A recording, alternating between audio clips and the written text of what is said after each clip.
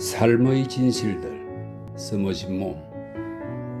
헬르가니스의 일상은 오후에 도시를 떠나 클럽에 들러서 브릿지 게임을 하다가 저녁을 먹으러 귀가하는 것이었다. 그는 같이 게임을 하면 즐거운 사람이었다. 게임을 훤히 꿰고 있기 때문에 카드를 능수능란하게 구사한다고 봐야 할 것이다. 이르면 깨끗하게 승복했고 따면 승리의 원인을 본인의 재간보다 운으로 돌리는 편이었다. 배포도 커서 한편인 파트너가 실수를 하면 그럴만 했다는 구실을 만들어서 이해하곤 했다. 그런 그가 어느 날 지나치게 날이선 말투로 이렇게 형편없는 실력은 처음 본다면서 실수한 파트너를 몰아붙여 사람들을 놀라게 했다. 그래놓고 정작 본인이 중대한 실수를 저질러 사람들을 더욱 놀라게 했다. 그의 평소 실력을 고려하면 있을 수 없는 실수였다. 파트너가 받아치고 싶은 마음을 못 이기고 그 점을 지적하자 그는 버럭 화를 내면서 온갖 궤변을 동원해 자기가 절대적으로 옳다고 주장했다. 하지만 같이 게임하는 남자들은 거의 오랜 친구들이었고 그가 발끈한 것을 대수롭지 않게 넘겼다. 헨리 가닛은 브로커이자 유명한 기업의 파트너였다. 그들 중 한 명이 혹시 그가 관여한 일부 주식에 문제가 생겼나 생각하며 물었다. 오늘 시황은 좀 어떤가? 화랑이지. 호구들도 돈을 벌고 있으니까. 그렇다면 헨리 가넷이 저기압인 것은 채권이나 주식과는 관련이 없다는 뜻이었다. 하지만 무슨 문제가 있긴 있었다. 그건 역시 분명했다. 그는 쾌활한 남자였고 지극히 건강했으며 돈도 충분했다. 아내를 좋아하고 자식들에게 헌신했다. 대체로 쾌활했고 게임 중에 오가는 흩은 소리에 잘 웃던 그가 오늘은 침울하게 조용히 앉아 있었다. 양쪽 눈썹은 주름져 맞닿아 있었고 입은 시무룩했다. 얼마 뒤 다른 사람이 헨리 가닛의 기분을 풀어보려고 모두가 그의 단골 화제라 인정하는 이야기를 꺼냈다.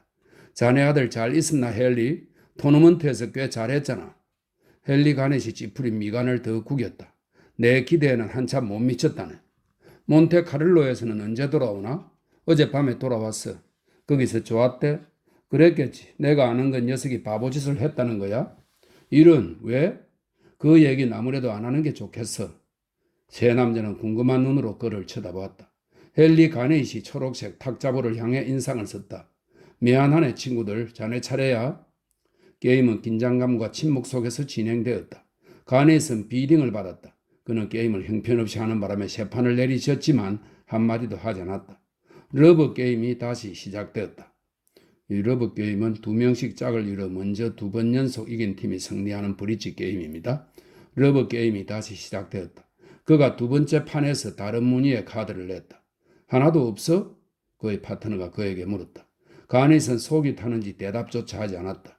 그의 손에 마지막 카드가 남았을 때 그가 리보크를 한 것이 드러났고 리보크는 리드한 카드와 같은 무늬의 카드가 있는데도 내지 않아서 페널티를 무는 것을 말합니다. 리보크를 한 것이 드러났고 결국 그의 리보크 때문에 게임은 상대편에게 넘어갔다. 이쯤 되니 그의 파트너는 도저히 그의 무성의한 태도를 지적하지 않을 수 없었다. 대체 왜 이러는 거야 헨리? 그가 말했다. 머저리처럼 플레이하잖아. 가닛은 당황했다. 게임을 크게 졌지만 대단한 일은 아니었다. 하지만 자신의 무성의함 때문에 파트너까지 게임에 졌다고 생각하니 뜨끔했다. 그는 정신을 추슬렀다. 오늘은 게임을 그만하는 게 좋겠어. 러브 몇 판이면 진정이 될 줄 알았는데 영 게임에 집중을 할 수가 없구먼. 사실은 속이 다 죽을 지경이야. 모두들 와락 웃음을 터뜨렸다. 굳이 말할 거 없네 이 친구야. 얼굴에 다 쓰여 있어. 가닛은 그들에게 씁쓸한 미소를 지었다. 자네들도 나 같은 일을 겪는다면 분명 속이 탈 걸세. 내가 지금 아주 난처한 입장이야. 어떻게 대처하면 좋을지 자네들이 조언해주면 고맙겠네. 환전하면서 무슨 일인지 말해봐. 여기 왕실 변호사, 내무부 공무원, 저명한 외과의까지 다 있으니 우리가 대응 방안을 말하지 못한다면 아무도 못할 걸세. 왕실 변호사가 일어서서 종을 울려 웨이터를 불렀다. 빌어먹을 아들놈 때문이야. 헨리 가넷이 말했다. 그들은 술을 주문했고 주문한 술이 나왔다. 헨리 가넷이 그들에게 털어놓은 이야기는 이러했다. 그가 말하는 아들놈이란 거의 하나뿐인 아들을 말했다. 이름은 니클러스였고 니키라 불렸다. 나이는 18이었다. 가닛 부부에게는 아들 말고도 딸이 둘 있었다. 각각 16, 12살이었다. 아버지는 대부분 딸을 더 좋아한다고 하는데 이상하게도 헨리 가닛의 애정은 분명 아들에게 치우쳐 있었다. 그는 아들을 편애하는 마음을 애써 숨겼지만 소용없었다. 딸들에게 스스럼없이 장난을 치면서 다정히 굴었고 생일과 크리스마스에는 멋진 선물도 했지만 아들을 니키는 맹목적으로 사랑했다. 아들에게는 아까울 것이 없었다. 아들이라면 끔뻑 죽었고 아들한테서 눈을 떼지 못했다. 그도 그럴 것이 니키는 부모라면 누구나 자랑스러워할 만한 아들이었다. 188cm의 키에 유연하면서도 근육질인 몸, 널찍한 어깨와 날씬한 허리, 자세는 곱고 반듯했다. 어깨 위에 반듯하게 놓인 잘생긴 두상, 약간 곱슬거리는 연갈색 머리카락, 도드라진 눈썹 밑에 길고 짙은 속눈썹을 거느린 푸른 눈, 도톰하고 빨간 입술, 깨끗한 구릿빛 피부가 돋보였다. 미소를 지으면 아주 가지런하고 새하얀 치아가 드러났다. 수줍음을 많이 타지는 않았지만 겸손히 밴 태도가 매력적이었다. 사람들과 어울릴 때는 수더분하고 예의 발랐고 조용하면서도 쾌활했다. 훌륭하고 건전하고 점잖은 부모의 자식으로 좋은 집안에서 잘 자라 좋은 학교를 다닌 드물게 호감이 가는 청년의 표본이었다. 니키는 정직하고 개방적이며 고결한 인상을 주었다. 한 번도 부모 속을 썩인 적이 없었다. 어릴 때도 병치레를 거의 하지 않았고 말썽 한 번 부린 적이 없었다. 사춘기 때는 모든 기대치에 부응했다. 학교 성적이 우수했고 인기도 대단히 많았다. 학생회장 겸 풋볼팀 주장으로 많은 상을 받으면서 졸업했다. 이것만이 아니었다. 니키는 14살 때 발군의 테니스 실력을 뽐냈다. 테니스는 그의 아버지가 즐겨하고 아주 잘하는 경기였다. 니키의 아버지는 아들이 테니스 선수로 유망하다고 보고 그쪽을 뒷바라지하기로 했다. 방학 때 최고의 테니스 선수들을 붙여 아들을 훈련시켰다. 니키는 16살 때 또래 청소년부 대회에서 여러 번 우승했다. 이제 아들은 아버지를 일방적으로 제압했기 때문에 나이든 선수는 오로지 부성으로 무참한 패배를 참아냈다. 니키는 18살 때 케임브리지 대학에 들어갔고 헨리 가니스 못다 이룬 꿈, 대학 대표 선수라는 야망을 품게 되었다. 니키는 테니스 선수로 대성할 자질을 모두 갖추고 있었다. 키가 크고 팔이 길었으며 발이 빠르고 타이밍도 완벽했다. 공이 어디로 오는지 반사적으로 감지하고 그것을 능히 받아치는 것 같았다. 브레이크가 걸려 있어, 이 브레이크는 공이 바운드 된 후 회전이 걸려 변화하는 것을 말합니다. 브레이크가 걸려 있어 받아치기 어려운 강력한 서브를 구사했고 낮고 길고 정확한 포핸드 드라이브는 위력적이었다. 백핸드와 발리는 그리 뛰어나지 않았지만 케임브리지에 진학하기 전 여름 방학에 헨리 가넷이 시킨 대로 잉글랜드 최고의 스승에게서 배우며 훈련했다. 니키에게는 언급한 적 없지만 헨리 가넷의 꿈은 아들이 윈블던에 진출하고 더 나아가 국가대표로 뽑혀 데이비스컵에 출전하는 것이었다. 아들이 네트를 뛰어넘어 방금 꺾은 미국 챔피언과 악수를 나누고 코트를 벗어나 관중의 우레와 같은 박수갈채 속으로 걸어나가는 장면을 상상하면 목이 메었다. 헨리 가넷은 윈블던을 자주 찾았기 때문에 테니스 업계에 친구들이 많았다.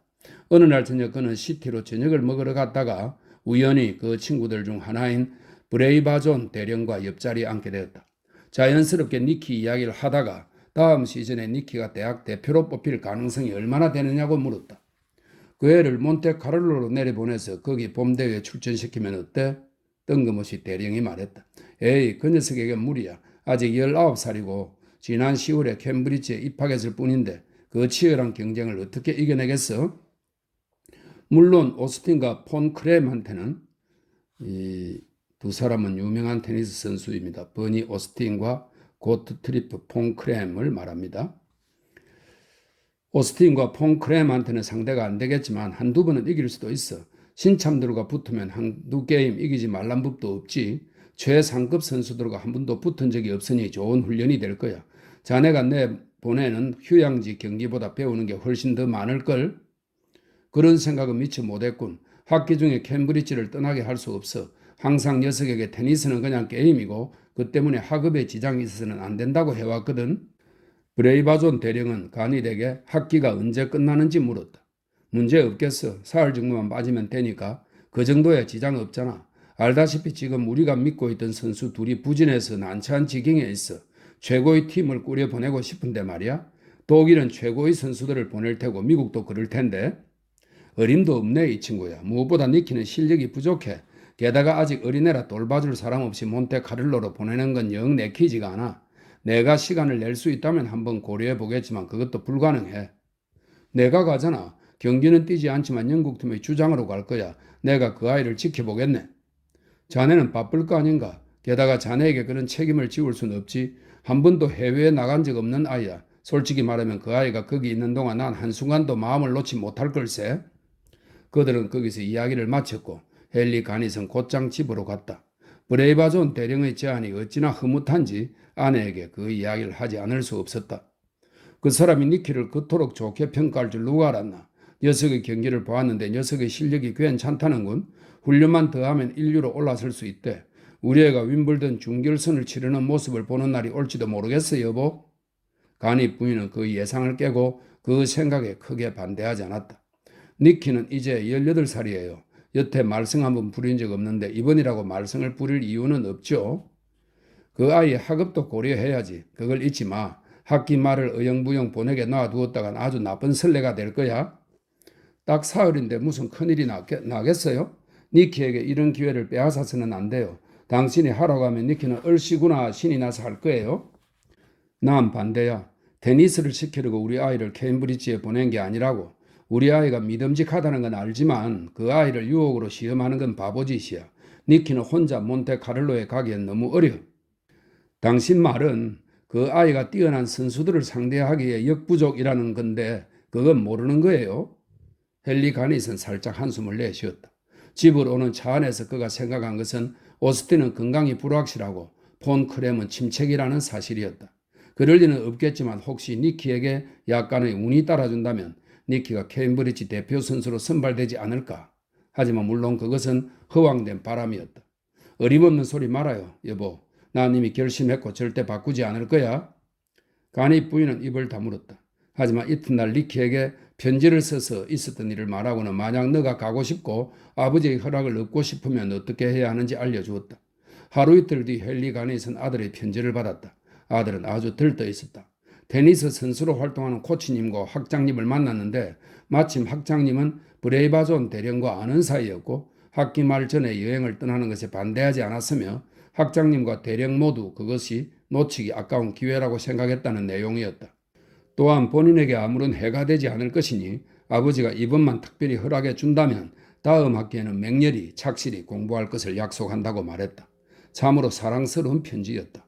가닛 부인은 아침 식탁에서 남편이 그것을 읽는 것을 보았고 남편이 인상을 썼지만 개의치 않았다. 그는 그것을 그녀에게 던져주었다. 왜 내가 은밀히 한 말을 니키에게 하고 그래? 당신이 들쑤시는 바람에 지금 애가 잔뜩 들떠 있잖아. 미안해요. 브레이바존 대령이 우리 애를 그렇게 높이 평가한다니 애가 들으면 좋아할 것 같아서 한 거예요. 당사자에게 험담만 전하란 법은 없잖아요. 애한테 갈 가능성은 희박하다고 말해두긴 했어요. 당신 때문에 내 입장이 난처하게 됐잖아. 아들 녀석에게 초를 치는 독불장군으로 찍히긴 정말 싫단 말이야. 에이, 설마 그렇게까지 생각하겠어요? 어리석고 불합리하다고 생각은 하겠지만 설령 그렇다고 해도 아버지가 참 너무하시긴 해도 그래도 나를 위해 그러시겠지 하고 이해할 거예요. 그거 참, 헨리 가닛이 말했다. 그의 아내는 웃음이 터지려 했다. 성기를 잡았다는 생각이 들었다. 남자를 뜻대로 요리하는 것은 얼마나 쉬운 일인가. 헨리 가닛은 48시간 동안 버티는 모양새를 취하다가 결국 항복했고 그로부터 보름 뒤 니키는 런던으로 왔다. 다음날 아침 니키는 몬테카를로로 떠날 예정이었다. 저녁 식사 후 마침 가닛 부인과 큰딸이 외출을 하고 없어서 헨리는 아들에게 조언을 몇 마디 해주기로 했다.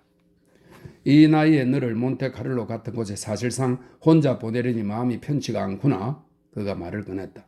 하지만 기왕 이렇게 됐으니 너가 현명하기를 바랄 수밖에 없다.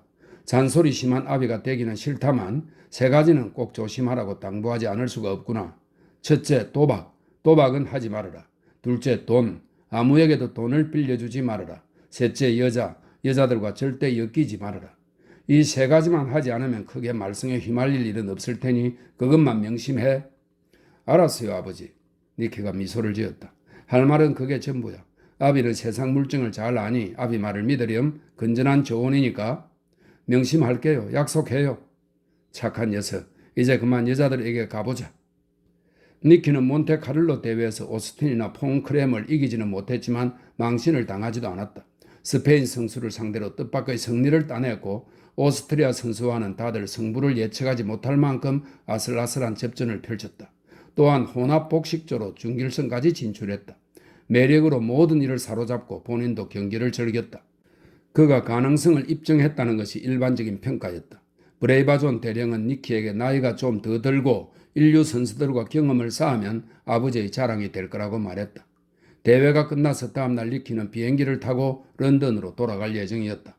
그동안 최선의 경기 성적을 내기 위해 철저히 몸을 사리면서 담배와 술을 멀리하고 일찍 잠자리에 들었지만 마지막 저녁이니 명성이 자자한 몬테카를로의 삶을 체험하고 싶었다. 테니스 선수들을 위한 만찬 자리가 끝난 뒤 그는 다른 선수들과 함께 스포팅 클럽에 갔다. 한 번도 간 적이 없는 곳이었다. 몬테카를로에는 사람들이 넘쳐났고 방마다 사람들로 북적였다. 사진에서나 보았던 룰렛이 실제로 눈앞에서 빙글빙글 돌았다. 니키는 미로 같은 곳에서 걸음을 옮기다가 처음 만난 테이블 앞에 멈춰 섰다. 다양한 크기의 칩들이 초록빛 천 위에 흩어진 광경이 어지럽게 보였다. 크루피어가 갑자기 휘를 돌리고 크루피어는 게임판에서 돈을 걷어가거나 나눠주는 사람입니다. 크루피어가 갑자기 휘를 돌리고 작고 하얀 공을 딸깍하고 휘 안에 던져 넣었다. 영웅 같은 시간이 흐른 뒤 공은 멈추었고 또 다른 크루피어가 크고 무심한 제스처로 이런 사람들의 칩들을 싹 긁어갔다. 니크는 배회하다가 트랑테카랑트는 붉고 검은 마른 목골 무늬가 있는 테이블에서 하는 프랑스 카드 게임입니다. 트랑테카랑트를 하는 테이블로 건너갔지만 모르는 게임이라 재미가 없었다. 그는 사람들이 북적이는 다른 방을 보고 안으로 들어갔다. 바카라 게임은 카드 3장의 숫자를 합한 끝자리의 수의 크고 작음으로 승부를 가리는 카드 게임입니다. 바카라 게임이 크게 벌어지는 중이라 긴장감이 팽팽했다. 구경꾼들이 황동난간을 따라 게임자들을 둘러싸고 있었는데 게임자들은 각 면에 9명씩 테이블에 둘러앉아 있었고 중앙에는 딜러 맞은편에는 크루피어가 있었다. 큰 돈이 여러 손들을 거쳐갔다. 딜러는 그릭 신디케이트의 직원이었다. 니키는 딜러의 무표정한 얼굴을 쳐다보았다. 그는 잠시도 한눈 팔지 않았지만 표정은 이기든 지든 변함이 없었다. 아슬아슬하면서도 신기한 광경이었다. 급약하는 환경에서 자란 니키는 카드가 돌 때마다 누군가가 1000파운드씩 걸고 돈을 잃어도 농담으로 가볍게 웃어넘기는 광경을 보고 온몸이 다 짜릿했다. 아주 흥미진진했다. 그때 아는 얼굴이 그에게 다가왔다. 게임 좀 해? 그가 물었다. 해본 적 없어. 현명하군.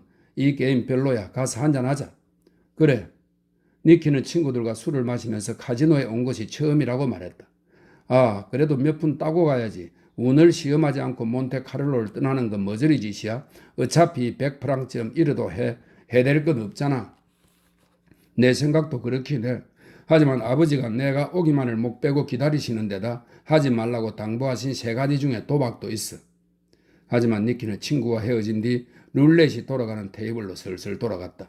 크루피어가 이런 사람들의 돈을 긁어가고 딴 사람들에게 돈을 분배하는 것을 잠시 서서 구경했다. 그것이 흥미진진하다는 것은 부인할 수 없었다. 친구의 말처럼 테이블에 돈을 걸어보지도 않고 몬테카를로를 떠나는 것은 바보짓 같았다. 이것도 경험인데 나는 많은 경험을 해야 하는 나이 아니던가. 돌이켜보니 아버지에게 아버지의 당부를 명심하겠다고 했지 도박을 하지 않겠다고 약속한 것은 아니었다. 엄밀히 말하면 다르잖아. 그는 주머니에서 100프랑짜리 지폐를 한 장 꺼내 18번에 가만히 걸었다. 18번을 선택한 것은 그것이 그의 나이였기 때문이다.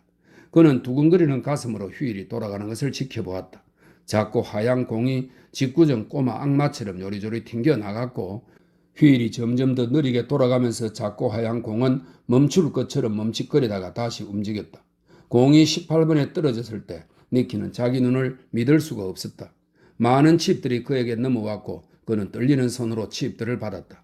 상당히 많은 돈 같았다. 그는 너무 당황해서 다음 판에 배팅할 정신이 없었다.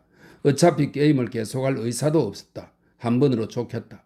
놀랍게도 18번이 다시 나왔다. 18번에 칩이 하나 놓여 있었다.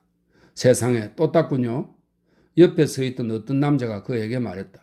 내가요? 난 아무데도 안 걸었는데요. 아니, 당신이 걸었어요. 맨 처음에 건 것 말이에요. 떼달라고 하지 않는 이상 계속 거기서 건 거예요. 몰랐어요? 칩 뭉치가 다시 그에게 넘어왔다. 니키는 머리가 빙빙 도는 것 같았다. 딴 돈을 세어보았다. 모두 7,000프랑이었다. 묘한 힘이 그를 사로잡았다. 아주 명석한 사람이 된 기분이었다. 이보다 더 쉽게 돈을 버는 법이 있을까? 그의 솔직하고 매력적인 얼굴에 한박 웃음이 떠올랐다. 그의 반짝거리는 눈이 옆에 있는 여자의 눈과 마주쳤다. 여자가 미소를 지었다. 운이 좋군요. 그녀가 말했다. 그녀는 영어를 구사했지만 외국인의 말씨였다. 얼떨떨해요. 게임은 난생 처음 하거든요. 그럴만도 하네요. $1,000프랑만 빌려줄래요? 나 몽땅 잃었거든요. 30분 뒤에 갚을게요. 그래요. 그녀는 그의 수북한 칩 중에서 크고 빨간 칩을 하나 꺼내 말없이 사라졌다. 그에게 말을 건 적 있는 남자가 툴툴거렸다. 돌려받긴 틀린 거예요. 니키는 낙담했다. 아무한테도 돈을 빌려주지 말라고 아버지가 당부했건만 바보짓을 저지르다니. 그것도 처음 보는 사람한테. 하지만 한 가지 분명한 것은 그 순간 그가 한 번도 느낀 적 없는 도저히 거부할 수 없는 강한 인간애를 느꼈다는 사실이다. 또한 그 큼직한 빨간 칩, 그것의 가치를 안다는 것은 거의 불가능했다. 어차피 상관없었다. 아직 6,000프랑이나 남아있으니 한두 번 운을 더 시험해보고 이러면 그냥 집에 가면 그만이었다. 그는 큰 누이 동생의 나이인 16번에 칩을 하나 걸었지만 그 번호는 나오지 않았다. 그래서 막내 누이 동생의 나이 12번에 걸었고 이번에도 그 번호는 나오지 않았다. 그는 내키는 대로 여러 번호로 시도해 보았지만 성공하지 못했다. 이상했다. 재주가 사라진 기분이었다. 그는 한 번만 더 해보고 그만하기로 했다. 그때 돈을 땄다. 이런 돈을 모두 만회하고도 남았다. 태어나 한 번도 느껴본 적 없는 큰 스릴감을 맛보며 1시간쯤 잃고 따기를 반복했을 때 그의 수중에는 주머니에 다 넣지 못할 만큼 많은 칩들이 생겨났다. 그는 계속하기로 했다. 교환소에 갔다. 그는 2만 프랑에 달하는 지폐 다발이 눈앞에 쫙 펼쳐진 것을 보고 놀라 숨을 들이켰다. 그렇게 많은 돈을 보는 것은 태어나 처음이었다. 그가 그것을 주머니에 넣고 돌아섰을 때 1,000프랑을 빌려갔던 그 여자가 그에게 다가왔다. 당신을 사방으로 찾아다녔어요. 그녀가 말했다. 당신이 가버린 줄 알았어요. 아까는 내가 미쳤었나 봐요. 당신이 나를 어떻게 생각했을까요? 여기 당신 1,000프랑 있어요. 빌려주어서 고마웠어요. 니키는 얼굴이 빨개져서 감탄하는 눈으로 그녀를 응시했다. 이런 여자를 오판했다니. 아버지는 도박을 하지 말라고 했지만 그는 도박으로 2만 프랑을 벌었다. 아버지는 아무한테도 돈을 빌려주지 말라고 했지만 그는 빌려주었다. 그것도 생판 모르는 남에게 꽤나 큰 돈을 빌려주었지만 그녀는 돈을 갚았다. 그는 아버지가 생각한 만큼 바보가 아니라는 것, 이것이 진실이었다. 그는 그녀에게 돈을 빌려주어도 안전하다는 직감이 있었고 그의 직감이 옳았음이 밝혀졌다. 하지만 그가 놀라 의안이 벙벙한 표정을 짓자 그 여자는 못 참고 웃음을 터뜨렸다. 무엇가 잘못됐어요? 그녀가 물었다. 솔직히 돈을 돌려받을 거라 기대하지 않았거든요. 대체 나를 뭘로 본 거죠? 내가 무슨 꽃뱀인가? 니키는 곱슬머리 속 두피까지 붉혔다. 아니요, 물론 아니죠. 나 그렇게 보여요? 전혀요. 그녀는 검은색 옷의 매우 얌전한 차림새였다. 동글동글한 금목걸이를 걸고 있었고 간소한 드레스는 말쑥하고 여리여리한 몸매를 드러냈다. 작은 얼굴은 예쁘장했고 머리 모양도 단정했다. 치장하긴 했지만 과하지 않은 차림새였다. 니키는 그녀의 나이가 기껏해야 자기보다 서너 살쯤 많을 거라고 생각했다. 그녀가 그에게 다정한 미소를 지었다. 내 남편은 모로코 정부에서 일해요. 남편이 바람을 쐬고 오라 해서 몇 주 동안 몬테카를로에 온 거예요. 난 그냥 가려던 참이었어요. 니키는 달리 할 말이 생각나지 않아 말했다. 벌써요? 그게 내일 일찍 일어나야 했어요. 비행기로 런던으로 돌아갈 거예요. 맞네. 대회가 오늘 끝났죠? 나 당신 두세 번 본 것 같아요. 그랬어요? 내가 어쩌다가 눈에 띄었는지 모르겠군요. 스타일이 멋지던데요. 반바지 차림이 참 근사했어요.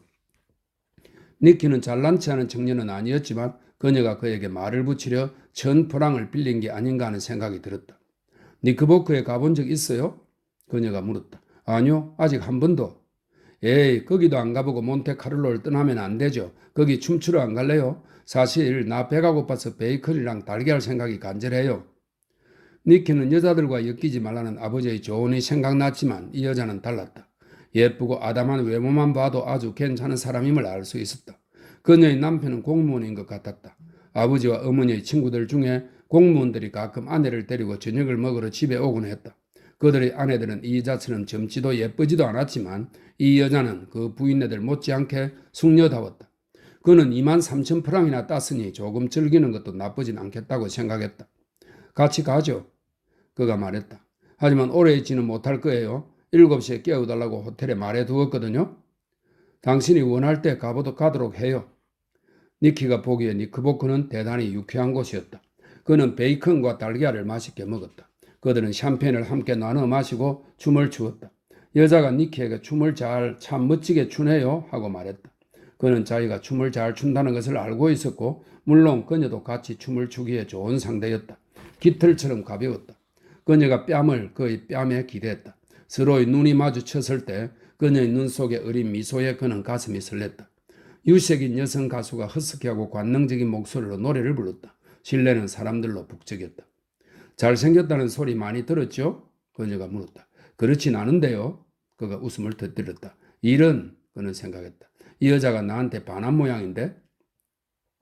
니키는 자기가 여자들에게 인기가 많다는 것을 알고 있었다. 바보가 아닌 이상 알 수밖에 없었다. 그녀가 그 말을 했을 때 그는 그녀를 끌어당겨 그의 몸에 살짝 붙였다. 그녀는 눈을 감았고 그녀의 입술에서 희미한 한숨 소리가 흘러나왔다.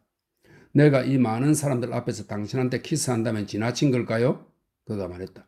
안 그럴 거면 뭐하러 데려왔나 다들 생각할걸요? 그녀가 말했다. 시간이 점점 늦어지고 있어서 니키는 이제 정말 가봐야겠다고 말했다. 같이 나가요. 그녀가 말했다. 가는 길에 나 좀 호텔에 내려줄래요? 니키는 음식값을 지불했다. 놀라운 금액이었지만 주머니 안에 든 돈을 생각하고는 대수롭지 않게 넘겼다. 그들은 택시에 올라탔다. 그녀가 그의 품을 파고들었고 그는 그녀에게 키스했다. 그녀도 좋아하는 것 같았다. 놀랍네. 그는 생각했다. 그냥 가만히 있어도 되겠는걸? 그녀는 유부녀였지만 남편은 모로코에 있었고 그녀는 그에게 반한 것이 분명했다. 반해도 아주 홀딱 반한 것 같았다. 아버지가 여자들과 엮이지 말라고 당부한 것은 사실이지만 다시 돌이켜보면 그러겠다고 약속한 것이 아니라 아버지의 조언을 명심하겠다고 약속한 것뿐이었다. 아니고 말고. 당시에는 그러겠다고 마음에 새겼지만 판단은 상황에 따라 해야 하는 것 아닐까. 그녀는 귀엽고 어린 사람이었다. 제발로 굴르던 모험 기회를 놓치는 것은 바보짓 같았다. 호텔에 도착했을 때 그는 택시 요금을 지불했다. 난 걸어갈게요. 그가 말했다. 답답한 실내에 있었더니 바람을 쐬어야겠어요. 잠깐 같이 올라가요. 그녀가 말했다. 우리 아들 사진을 보여주고 싶어요. 어린 아들이 있어요? 그는 조금 짜증스럽게 말했다. 있죠. 우리 귀여운 아들. 그는 그녀를 따라 위층으로 올라갔다. 그녀의 어린 아들 사진은 조금도 보고 싶지 않았지만 예의상 보는 신용이라도 해야 할 것 같았다. 바보짓을 하는 게 아닐까 두려웠다. 위층으로 데리고 올라가 사진을 보여주려는 것은 내게 착각하지 말라고 점잖게 알려주려는 게 아닐까? 분명 그녀에게 내가 18살이라고 말해 두었는데 나를 그냥 어린애로 아는 모양인데? 그는 아까 나이트 클럽에서 쓴 돈이 아까워지기 시작했다. 하지만 그녀는 그에게 그녀의 어린 아들 사진을 보여주지 않았다.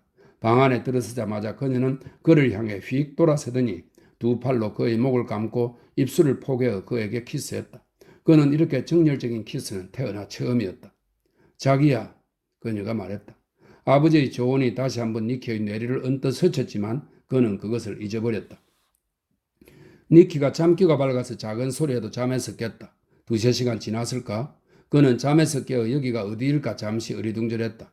방 안은 어두컴컴했고 욕실 문이 조금 열려 있었다. 욕실 안에 불이 켜져 있었다. 그는 방 안에서 사람의 기척을 느꼈다. 그제야 기억이 났다. 그 젊은 여자로구나. 알아채고는 말을 붙이려는데 그녀의 이상한 행동거지가 그의 입을 막았다. 그녀는 그를 깨우지 않으려는 듯 아주 조심스럽게 움직이고 있었다. 한두 번씩 동작을 멈추고 침대 쪽을 돌아보았다. 그는 그녀가 무엇을 하려는 걸까 궁금했다. 그 의문은 곧 풀렸다. 그녀는 그가 옷을 걸쳐둔 의자로 건너가서 다시 그를 돌아보았다. 그리고 가만히 기다렸다. 그는 그 시간이 영원처럼 느껴졌다. 그 침묵이 어찌나 강렬한지 니키의 귀에는 쿵쿵거리는 자신의 심장 소리가 들리는 것 같았다. 그때 아주 천천히 아주 살그머니 그녀가 그의 외투를 집어들고 안주머니에 손을 넣어 니키의 자랑스러운 전리품 그 아름다운 1000프랑짜리 지폐를 모두 꺼냈다. 그러고 나서 그의 외투를 다시 놓고 다른 옷들을 위에 덮어 건드리지 않은 것처럼 위장하고는 지폐 다발을 손에 쥔 채 한참을 꼼짝하지 않고 서 있었다. 니키는 벌떡 일어나 그녀를 잡고 싶은 충동을 억눌렀다. 너무 놀라 몸이 선뜻 움직여지지 않았고 여기는 낯선 나라, 낯선 호텔이라 소동을 일으키면 무슨 일이 일어날지도 알 수 없었다. 그녀가 그를 쳐다보았다. 반쯤 감긴 그의 눈을 보고 그가 잠들었다고 생각하는 모양이었다. 더구나 고요해서 그의 규칙적인 숨소리도 들렸다. 그녀는 그가 깨지 않았다고 확신하고는 아주 살금살금 방을 가로질렀다. 창가의 작은 탁자 위에 시네라리아 화분이 하나 있었다. 이제 니키는 눈을 완전히 뜨고 그녀를 지켜보았다. 그녀가 줄기를 잡고 그 식물을 꺼냈는지 식물은 화분 안에 헐렁하게 놓여 있었다. 그녀는 지폐를 화분 바닥에 넣고는 식물을 화분 안에 내려놓았다. 숨기기에 더할 나위 없는 곳이었다. 꽃이 허드러지게 핀 화분 밑에 무언가가 숨겨져 있을 거라고 누가 상상이나 하겠는가? 그녀는 손가락으로 흙을 꼭 누르고 나서 아주 천천히 바스락 소리 하나 나지 않도록 조심조심 방을 가로질러 침대 속으로 다시 들어왔다. 자기야, 그녀가 다정한 목소리로 말했다. 니키는 곤히 잠이 든 남자처럼 규칙적으로 숨을 쉬었다. 젊은 여자는 옆으로 돌아 눕더니 잠이 들었다. 니키는 꼼짝 않고 가만히 누워 있었지만 머릿속은 바쁘게 돌아갔다. 방금 목격한 장면 때문에 화가 머리 끝까지 치밀었지만 속으로 스스로에게 호통을 쳤다. 망할 매춘부였어. 이 여자는 가짜야. 사랑하는 어린 아들도 모로코에 있다는 남편도. 내가 눈이 삐었지. 도둑년. 이게 이 여자의 정체였어. 나를 바보 천치로 알았겠다. 이딴 식으로 빠져나갈 수 있다고 생각했다면 오산이지. 그는 재주를 부려 따낸 그 돈을 어떻게 쓸지 이미 생각해 놓고 있었다. 오래전부터 자기 차를 갖고 싶었지만 아무리 생각해도 아버지가 사줄 것 같지가 않았다. 사내라면 가족들이 다 같이 쓰는 차 말고 다른 차를 몰고 싶은 법이다. 이제는 아버지에게 한 수 가르쳐주고 보란듯이 직접 한 대 뽑으면 그만이었다. 대략 2만 200프랑이면 괜찮은 중고차를 살 수 있었다. 그는 어떻게든 돈을 되찾고 싶었지만 뾰족한 수가 없었다. 소란을 떨어서 좋을 건 없었다. 그는 외지인인데다 전혀 모르는 호텔이었다. 주먹 다짐도 얼마든지 받아줄 각오였지만 이 막대 먹은 여자에게 분명 친구들이 있을 테니 누구든 그에게 총을 겨누면 망신만 당할 게 분명했다. 그리고 곰곰 따져보니 그 돈이 그의 돈이라는 증거도 없었다. 만약 시비가 붙는다면 그녀는 그것이 자기 돈이라 우길 테고 그는 10중 8구 경찰서로 끌려갈 게 뻔했다. 어떻게 해야 할지 정말 막막했다. 얼마 뒤 그는 여자의 규칙적인 숨소리를 듣고 여자가 잠이 들었다는 것을 알았다. 수월하게 일을 처리한 것이 마음에 놓여 곧장 꼬라 떨어진 것 같았다. 나는 이렇게 속을 끓이면서 깨어있는데 이 여자는 굴굴 태평하게 자는구나 싶어 니키는 여자에게 분노가 치밀었다. 그때 어떤 생각이 반짝 떠올랐다. 당장 침대를 박차고 나가 돈을 꺼내고 싶었지만 자제력을 총동원해 참았다. 그녀의 게임을 똑같이 하면 어떨까?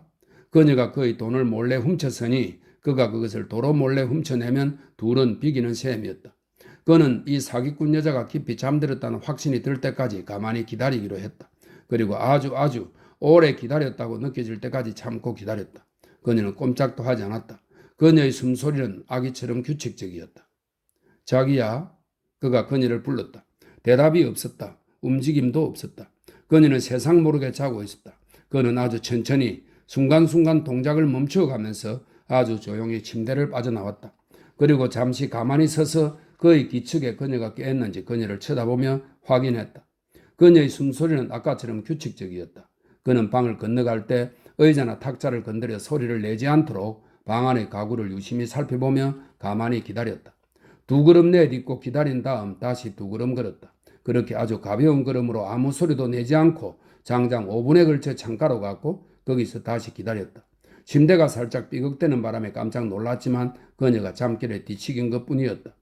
그는 100가지 숫자를 세면서 참고 기다렸다. 그녀는 통나무처럼 잠들어 있었다.